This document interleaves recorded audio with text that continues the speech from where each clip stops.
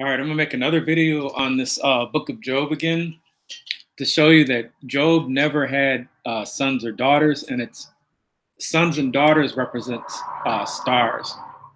That's why you have the daughters of Isis, which means daughters of stars.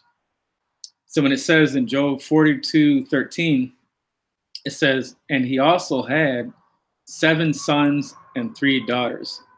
The word son is a play on the word sun, spelled S-U-N. How do we know that? Because the letter S is for serpent, and On is Greek, which also means sun. It's the city of Heliopolis, which is the city of On, which is the city of the sun. And sun is a depiction of Ra, because remember, Nut was the one that gave birth to Ra through her womb, and he became a son, because Ra is always depicted as a red circle, which is the On and the O, with a serpent surrounding it. So the word sun literally means serpent of On, the city of On, or Heliopolis, Ra. Same thing with Jesus. If Jesus is the Son of God, son is a play on the word sun, and it means Ra. So we know that the 7 sons are really the 7 suns, spelled S-U-N, which is the Pleiades constellation, which is a constellation with 7 suns. And the 3 daughters are Orion's belt, which are 3 stars. Now, how can we prove that? We just simply go over here. And we go back here. And so this is the Pleiades star system. And here you can see 1 star, 2, 3, 4, 5, 6, 7. And each star is a sun. So star means sun. And so we go back to the book of Job over here. And it says he had 7 sons, right? So those are all the sons, so 7 sons. And then it says he had 3 daughters. And the 3 daughters are the 3 daughters of Orion's belt. Now, how do we know that Orion's daughters are basically in accordance with being sons, or I'm sorry, how are Orion's belt's daughters? How can we prove that? Okay, so let's take a look at that. We simply go here, and it says Orion's belt on Wikipedia. It says Orion's belt, or the belt of Orion, is also known as the 3 kings or the 3 sisters. So Orion's belt are known as the 3 sisters. Sisters can be daughters. So that proves that when Job says, and he also had 7 sons and 3 daughters, it's talking about the Pleiades constellation and the Orion constellation. And so, like I said, I've gone through the whole book of Job, and all you got to do is just pick any character you want. It doesn't matter if it's the 3 comforters, and just line them up to stars. And so another thing that you got to ask yourself too is that, like, if this is an astronomical book, say if someone were to tell you all this astronomy anyway, like, what importance would it be to know that, like, Job had 7 sons and 3 daughters, and you're an astronomer and you can just kind of look that up in an astronomy book? That's because the Bible is a gigantic map. It's not only a map of the stars, but it's also a map of the human brain. And it's not just a map of the stars of the human brain for no reason. It's a map of the human brain because you're supposed to be traveling somewhere. See, as a human being, you're a gray alien hybrid, but you're on a lower vibrational level. And so your goal as a gray alien hybrid is to basically advance your consciousness to where your consciousness would be on the level of a gray alien. Because right now, like I said, the average human being walks around, talking about their IQ, they walk around anywhere between a 60 and a 90 on a good day. You know what I mean? And so, and I think the peak of what a human being can really reach in IQ would maybe a 200 at the max. Some people say like 300, but I doubt it. But say like a gray alien that's like 2 years old probably starts off at like a 500 in IQ.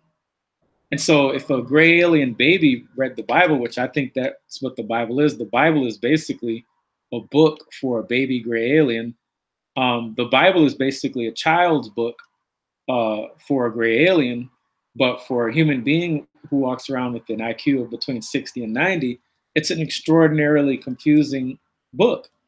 That's why the word Bible comes from the word Babel from Babylon, which means to babble, which means to confuse. Because anyone with not a lot of intellect is going to be confused by the Bible. That's why people debate over the Bible, not because the Bible is confusing. The Bible's straightforward. It's the human brain is not very intelligent, and so it struggles with things that it doesn't understand, and it struggles with things that are outside of its perception. Just like if you take any average Christian, right, and you just say, Job had 7 sons and Job had 3 daughters. Well, the fundamentalist exo, remember exo means outer, Tarot Christian, thinks that this passage in Job 42:13 just means that Job had 7 sons and he had 3 daughters, and he like gave them 3 different names, and that's pretty much it. And so the esoteric reader is able to make correlations between things. He's able to connect dots, and he's like, what are the odds that 7 sons and 3 daughters might have something to do with Orion's belt and the Pleiades star system?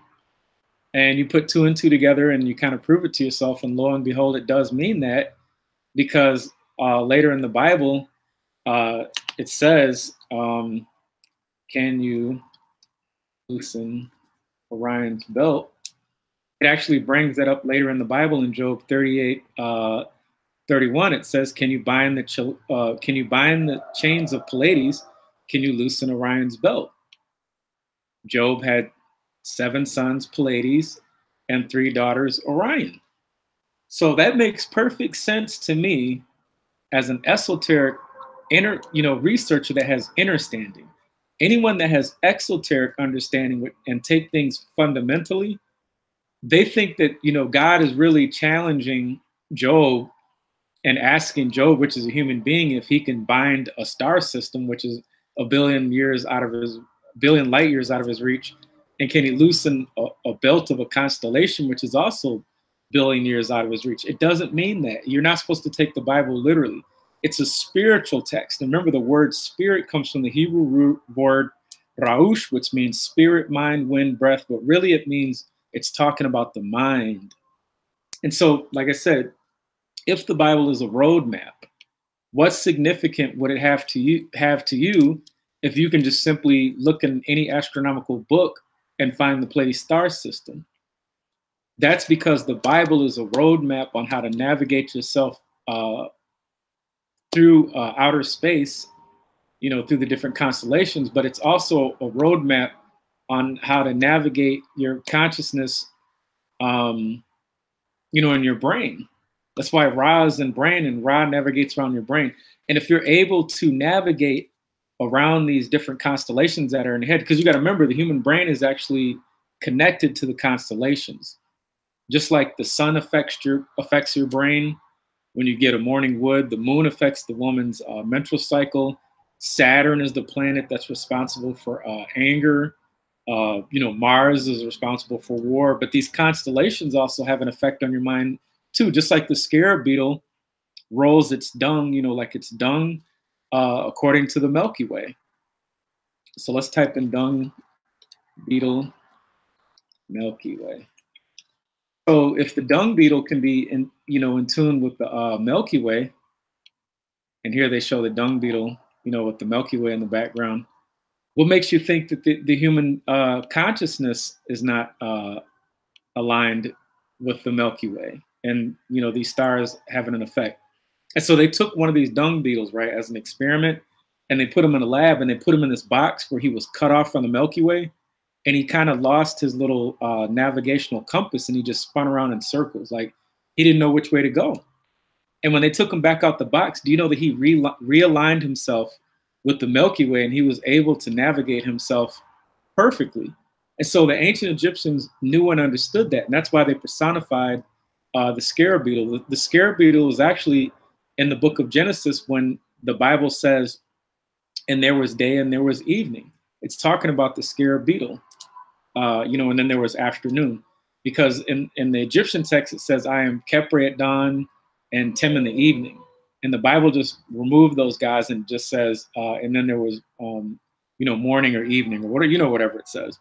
So this is the ecliptic path of the sun, right? And this scarab beetle is able to follow that, and it has something to do with Scorpio, but I mean, it all makes sense. And so the ancient Egyptians knew about the scarab beetle and the lining up of the Milky Way and its impact on the human consciousness. Because remember, this is Ra, and Ra symbolizes your own human consciousness as well as interdimensional serpent alien. And the scarab beetle is actually a representation of the two hemispheres of your brain, actually the three parts of your brain. And the Egyptians were well aware of that because they were masters at studying the brain and human consciousness, and basically cutting people open and taking them apart. So like I said, it all makes sense when you put all the pieces together. 7 sons, 3 daughters. 3 daughters, 7 sons. Sun is a play on the word sun, spelled S-U-N. And then Orion's belt, it says it's the 3 sisters. 3 sisters are female. They can be daughters too. So yeah, when you look at the Bible like that and you match it with your consciousness, the Bible is actually pretty entertaining. But if you just read it and you're like, let's go to King James, make it boring. He also had 7 sons and 3 daughters, and he named them Keziah and Haran and Jemiah. That's boring. And that's why people fall asleep during church, is because they're not really getting the true understanding of what's written in the Bible, because the pastor simply doesn't know. This pastor is given a script, which is basically give people enough feel-good information to keep you coming back to the church. I'm not saying that they're bad, but I mean, the man's running a business. It's the church is basically an ancient hope clinic, where people can get hope and, talk about their problems and have faith and things like that. And that's what it's for. But like, if you want this true inner wisdom, I mean, you can come to me. I'm not going to mislead you. Like I said, I'm always going to show you examples of what I'm talking about. You'll never see a video where I present something to you that I can't show you, or go to some other type of esoteric researcher that's really good. But like I said, all human beings are genetically spliced gray alien ape hybrids. When the gray aliens took DNA from apes and combined it with their own to create modern Homo sapien. So I just wanted to show you this little tidbit on the book of Job 42:13. Really fascinating. 7 sons. Sun is a play on the word sun. Daughters of Isis. Ice, goddess of ice. Let's type in goddess of ice just as the last one. I just want to see what it pops up as. The ice goddess. I wonder if Isis will pop up. I doubt it, but it might. I just wanted to see if it would show a correlation between. But yeah, here it says Isis, goddess of ice. I know that was just some researcher that did that, but he still knew the etymological roots of Isis. So yeah, so Isis, the goddess of life. Yeah, so that's pretty much it. Hope you enjoyed the video. This is the Black Gray Alien. I'm your host. Like I said, if you have any suggestions or any Bible passages that you want me to decipher, or any type of Egyptian text or Sumerian or whatever, I'll take a look at it. I'll match it up with what I know, and I'll try and give you the best answer that I can. And I'll try and make it as cool as I can. In the future, these videos should be getting cooler and cooler. I want to start doing more animations and making them more cooler. But right now, it's in its rudimentary stages. So I hope you can put up with it. But I at least hope that you found this to be enlightening and entertaining. This is the Black Gray Alien. Thank you, brothers and sisters, for tuning in. The Book of Job, always cool. Love having whoever showed up here. And again, peace.